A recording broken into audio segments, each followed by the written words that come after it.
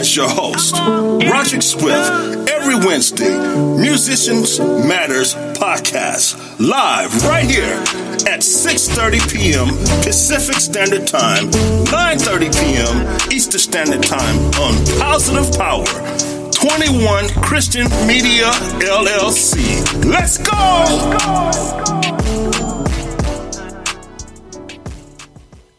We have a show for you tonight. I have my guest here right now, Armani Lowery. Let's welcome Armani Lowery. Yes, sir. What's going on, my brother? What's going on, bro? So we about to have this Las Vegas lit. Let them know about it. Yes, sir. So Friday, June 24th, man, we got Amplified Worship concert, yearly concert that we do every year. And this year, we celebrating actually our 10th year anniversary, man. It's going to be amazing. So we got Lena Bird Miles, we got Daryl Walls, Joshua Copeland, and Tiffany Andrews, along with some of our Vegas, greats out here. So you got the Smith sisters, Tori McDowell, you got VIP, which is the Laurie brothers, and then Gifted Youth for Purpose. So it's going to be crazy. And, of course, my band MOB is playing. So, yeah, it's going to be great. Yeah, that mob band. Let them know about that mob band. So Mob Band is actually an extension of my production company, which is Music on the Brains.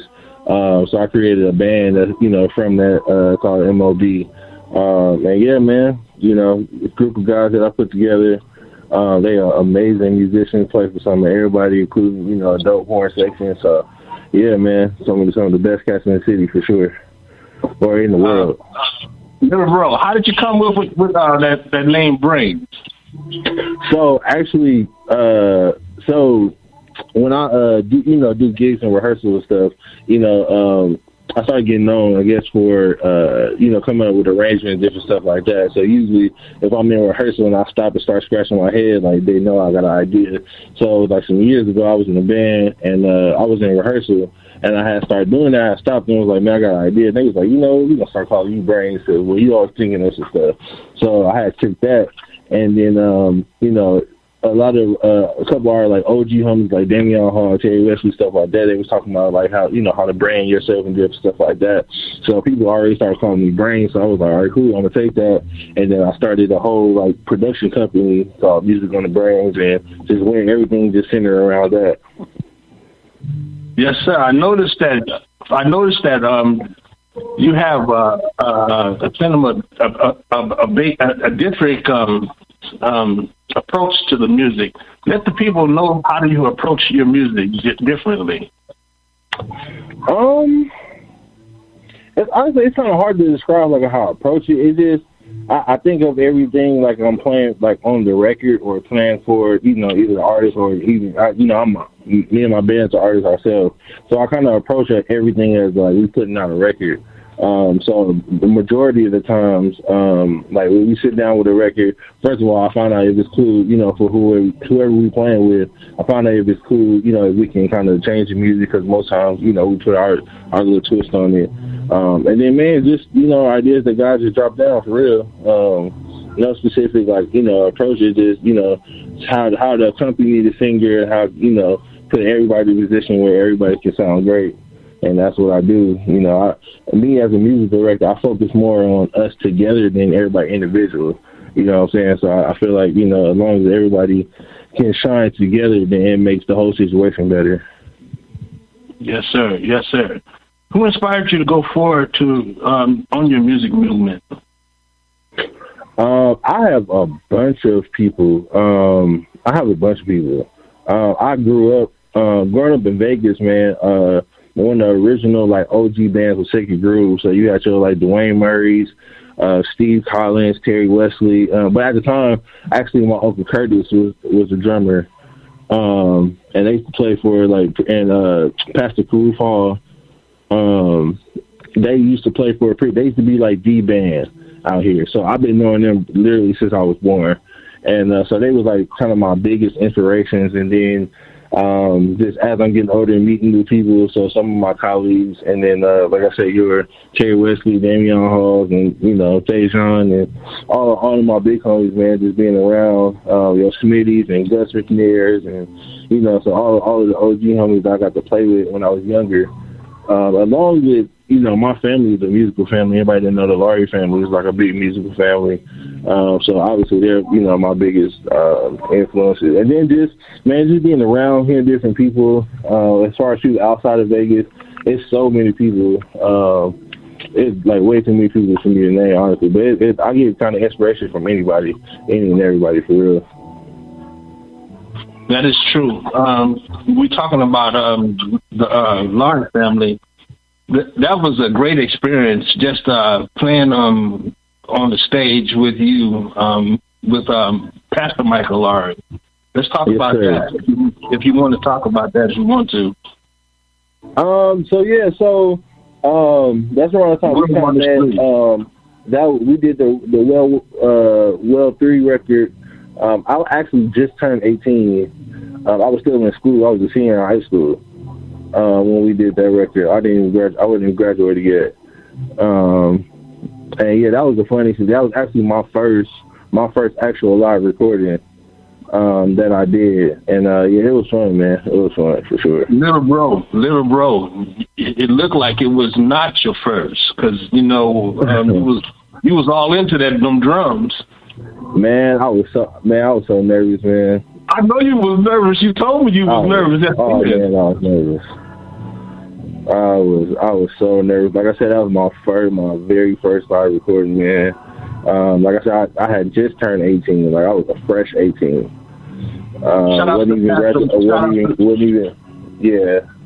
Yeah, shout out to Pastor Michael Lowery on that. Yes, sir. Yes, sir.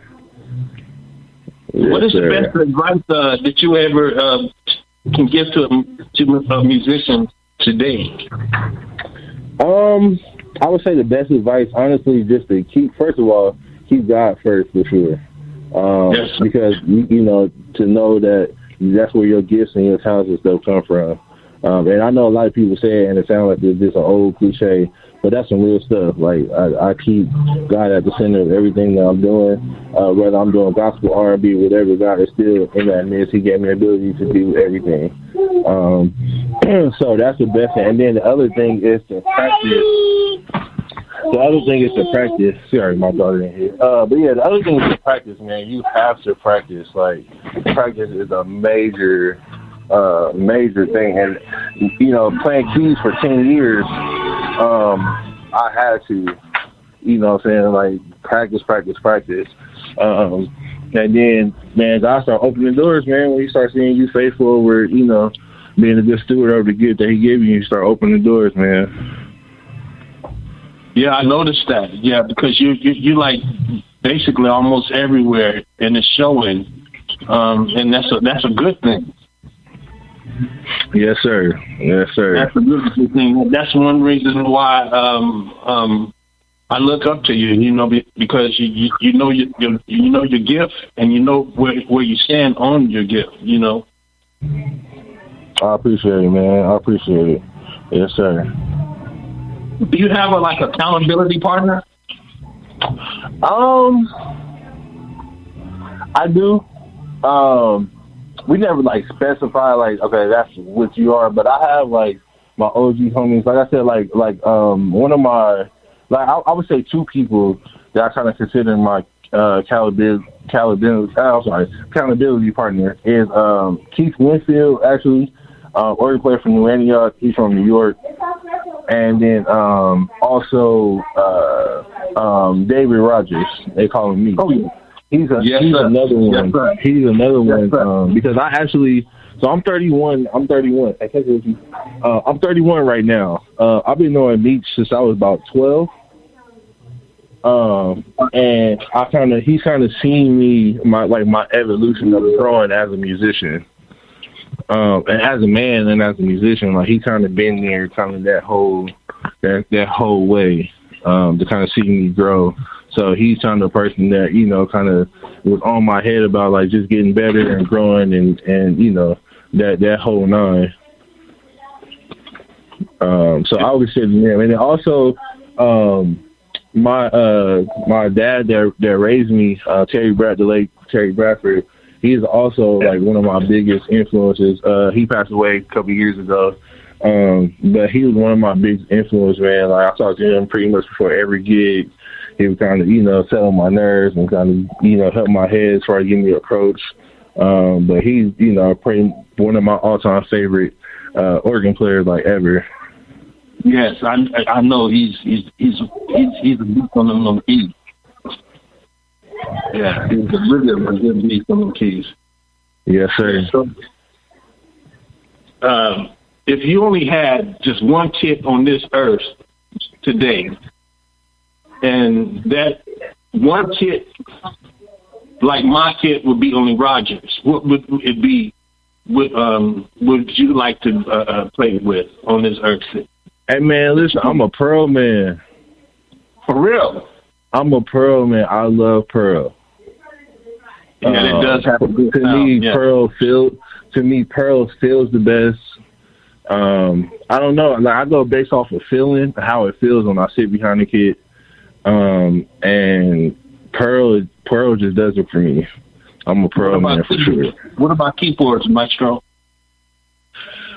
I mean, it's the toss up between the motifs, but I got an RD700, a Roland RD700 that's like my go to. It's out of them two.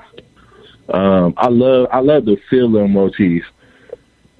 I love the feel of motif for sure, but that RD700 it does it for me. And everybody that knows me for the past at least 5 years, y'all, if you seen me, you seen that that Roland RD700 for sure.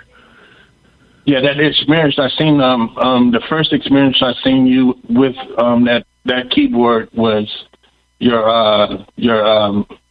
was it that EP or your concert that you did your EP at Cornerstone? Remember yes, that? Sir. Yes, sir. That was nice. That was nice. Very nice. Yes, sir. Yeah, that was very nice. That was really nice. I'm looking forward to. Oh my goodness, the 24th. Is it the 24th? Yes, sir. I'm actually like in the middle of rehearsal right now. Artists are full up, but yeah, the 24th is this Friday, man. So Lena Bird, Miles, Josh Copeland, Tiffany Andrews, and Daryl Walls, man. It's gonna be amazing. Yes, it's gonna be amazing, man.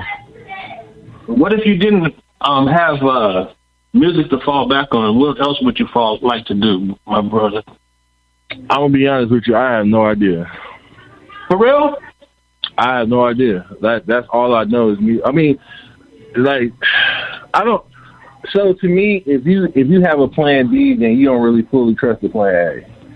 So and music is just, it's not just like a hobby for me. Music is my blood. Like it's not just for me. My whole family, like my family is like bleeds music. Like that's been in my heritage since forever. Like not just my generation of Lowrys and stuff, like the generations before me, like my uncles and even my granddad is a singer. Like, you know what I'm saying? Like my granddad was a quartet singer. Like, my grandmother who just passed away not too long ago, she could sing. You know what I'm saying? Like my music runs like in my whole family. And that's just something that's just, that's just like embedded in it. So I really honestly didn't really have a backup plan. I was just like, this is what I'm going to do. Because I know, like, I bleed music. That's understandable. But I'm good pretty much at a little bit of everything. I can cook. I can cook and I can play music. I can like I'm doing right now. I can do podcasts. Thanks to God on that. I can do a little bit of everything. So whatever I put my mind to, I'm thankful for. Yes, sir. Making God, letting God help me on that situation. What lessons, my brother, have you learned from the music industry that you wouldn't do anymore?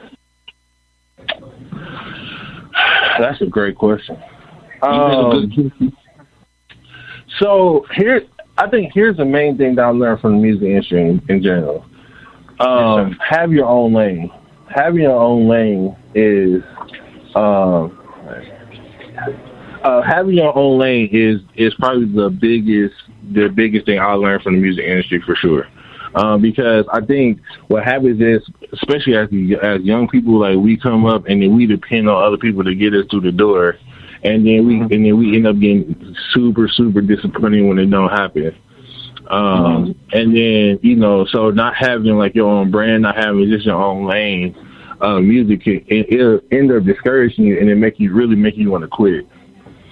And you know what I'm saying? So if you don't have doing the whole music on the brains thing, like that was me really establishing my own lane. So even if nobody don't call me for somebody don't put me on something, whatever, I go out and create my own situations. You know what I'm saying? I had learned that from this dude named Margis. He's a drummer for Nas. Okay. And he had did a video one time, and he was talking about how pretty much like he loved playing for Nas, but he's not if Nas don't call him back, he's fine. And at first I was like, what? Like that sounds crazy. He was like, no. He was like, I'm more interested in creating stuff with Nas than Nas calling me, because at the end of the day, artists get tired too. So let's just say I go on the road. Let's say I go on the road with Tasha Cobbs, right? And and if I'm in a situation where I just solely depend on Tasha Cobbs, I don't have nothing going on for myself, I just solely depend on Tasha Cobbs. Well, what if Tasha Cobbs is up one day and she'd be like, well, I don't want to do this no more? Or she's married now, so what if she get pregnant and be like, listen, I'm done, I'm not single for the next year or next couple of years because I'm about to take care of my baby. You know what I'm saying? Then what? You know what I'm saying? So people don't really think of stuff like that. So my thing is like, listen, if I create my own situation, nobody can never tell me no. I can go create anything. Brains stick out. Brains really stick out because nobody thought of it but you. Yes, sir. And I'm really thankful, and just to know you, Brains. That's what I'm saying. Man, appreciate that, brother. So I know you wrote your own music. How's it in writing your own music, Brains? It's interesting, really, because it's just one of those situations where God just kind of give me stuff, and then one thing, I don't take it for granted, but God kind of gave me the ability to just put stuff together. And that's really where my passion is, as far as like being in the studio and taking ideas and put everything and fleshing people's ideas or my ideas and seeing it come and seeing it come to pass, man. That's probably the best feeling in the world. I work with different artists who got the idea but don't know how to put it together. So they bring it to me and just be like, well, this is my idea, and then they have a little bit, and I'll literally take it and just create a whole everything. Right. You know what I'm saying? So to kind of be able to put that together, I can't really explain just, I guess, how it happens. I just know God gives it to me. That's all I can know. I just know when I sit down, I take an idea, and when I sit down, for some reason, I can see the finished product before I even play it. That is true. Because I see it in your gifts when you playing. You put your whole heart in it. That's the good part I like about it. Oh, of course, you have to. And that's the thing. I think that's the thing with the thing that with music in general, man. Like it has to be something. Because honestly, like it really kind of angers me a little bit to see how certain musicians treat music, because they treat it like almost like they're too good for music. Like, you know what I'm saying? Like, so then you got them musicians or artists, whatever, who like when you see them in concerts, like they playing so nonchalant or playing like, oh, like, I'm just the king of the earth. Like, no, like if you don't enjoy what you're doing and you're have a posture of like gratefulness that God gave you the gift, then so that's what comes out. So anytime that somebody calls me and I'm able to play or produce or whatever, like I don't take it lightly. I take it seriously. That's right. Check it out, Maestro. I didn't even have to ask you that question. Because you already know. I didn't even have to ask you that. Is there check it out. Is there a lot of types of music that you like to listen to besides gospel? For sure. I'm a like neo soul and jazz heads for sure. Actually, one of my biggest inspiration is Robert Glasper. Okay. Yes. That's who actually. So I mean, I've been know I wanted to do music, but after like studying him, that's who kind of steered me in the direction that, like, you know, with the whole MOB band and how I kind of operate, like kind of watching him. It's like, okay, like he kind of like the idea that I already had in my head as far as like the style of stuff I want to do. Once I seen him kind of go down that lane, I was like, okay, so that I'm not crazy like somebody else is on that same path. So I'm like a huge Robert Glasper fan. Oh yeah, definitely. How big is your kit when you play? Honestly, bro, like, so I mean, I usually for the most part use like my brother kit. I got this like Tama joint at the house, an old school Tama joint. But you know, bro, you know me personally, so I don't really like play drums as much. As much as you keyboard. I hardly, you know, nobody don't really call me for drum gigs like that, like that no more. Like, and then what would be crazy is like I don't really play drums, and then certain stuff that I do, like it be just randomly like super big gigs, like, and it'd be crazy. Like, so I don't play drums for like a year, and then somebody had called me a couple years ago. I had filled in for Boys to Men playing drums, and I was like, bro, like. Anybody y'all can call, that I don't even play drums like that no more. You know what I'm saying? It'd be random stuff like that. Like, but that was awesome. But you check it out. I'm looking forward to you on the 2nd of July. Oh yes, sir. Yes, sir. Yeah, Drum Clinic Uncut is gonna be on. Yes, sir. Yeah, and that really be like the Drum Clinic really be like the most time I really play drums like that. Like, for real. Yeah, like I hardly ever like really play drums like that, and the only time I really get ready, like have a situation where I get ready to play drums, it's a Drum Clinic. Wow, man. We already know you're a leader, so I don't even need to ask you that. I was going to ask you, are you a leader or caller? But we already know you're a leader because it's already showing. That's a blessing. Yes, sir. Did you have any lessons, or did you pick up any lessons from yourself as coming up, like from World Waters to right now? When you say lesson, you mean like life lessons or like music lessons? Life lessons, yes, sir. Man, it's. I mean, between now, that was World Water 3 was 13 years ago. 13 years. It was 13 years, exactly. To the exact. 13. So I've grown in like a lot of areas. Like, you know what I'm saying? Just as a man, I'm married now, and I have 7 kids. Ain't nothing wrong with that. So I'm saying like this life lesson, like, yeah, life definitely teaches something between 18 and 31. That is a blessing. Yeah, so y'all listeners, I'll take care of all my kids. We already know that. I just, you know, the world we live in, I just have to put that out there. I take care of all 7 of my kids. Amen. So right now we just about to close because we know that you're getting ready for your session. Yes, sir. So let the people know where it's going to be at. So it's at this Friday, 6:30 p.m. at Tabernacle of Praise. If y'all look at my social media, all the flyer stuff is on there. I forgot the address. I forgot the address of the church. But Tabernacle of Praise is the church. 6:30 p.m. on this Friday. Amplified worship, man, is going down for sure. Yes, sir. Any platforms that they can reach you at? Say that again? Is there any platforms that they can reach you at?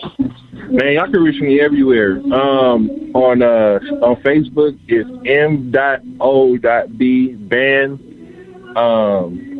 702, I believe. No, m.o.b band on Facebook. On Instagram, it's brains_MOB band. And yeah, I go to my website, which is www.musiconthebrains.com. Y'all can reach me there. On YouTube, it is M.O.B Band 702. So yeah, man, y'all can hear me. Amazing. So, is there anything that you want to say positive to the world as we come to this close? Man, listen. First thing is I appreciate you, Roger. Man, I appreciate what you're doing. You've been my brother for at least 13 years, for sure. So, man, I definitely appreciate you for sure. And man, like everybody, man, y'all just stay encouraged, man. All my young musicians, y'all keep going, keep practicing, man. I think my biggest thing, kind of going back to what you were saying as far as the life lessons, there is no specific age where quote unquote you make it. It's just whenever God allows you to make it, you make it. But you keep grinding, you take your small victories, and they're gonna lead to bigger victories for sure. Amazing. So, as we come to the close, you always are welcome to this platform anytime. Absolutely, we definitely gonna make this happen, bro, for sure. So awesome. So I would like to thank Jerry Royce, Positive Power Live, 21 Christian Media LLC for being there. As a true brother and as a true friend, as a true mentor in Christ. I would like to thank Tyler Gaston, the Gas Station Recording Studio. My boy. Yes, sir, for all of my engineering work done for all of my shows, for all of my clinics, for everything he does, all my music for him. I would like to thank him for that. And as we leave, it says, now is the substance, the things for hope for the evidence, for the things not seen. Hebrews 11:1. Be blessed. Yes, sir.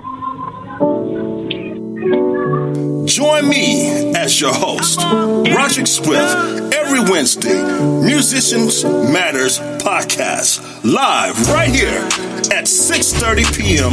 Pacific Standard Time, 9:30 p.m. Eastern Standard Time on Positive Power, 21 Christian Media LLC. Let's go! You're listening to Gears Live Worldwide Podcast.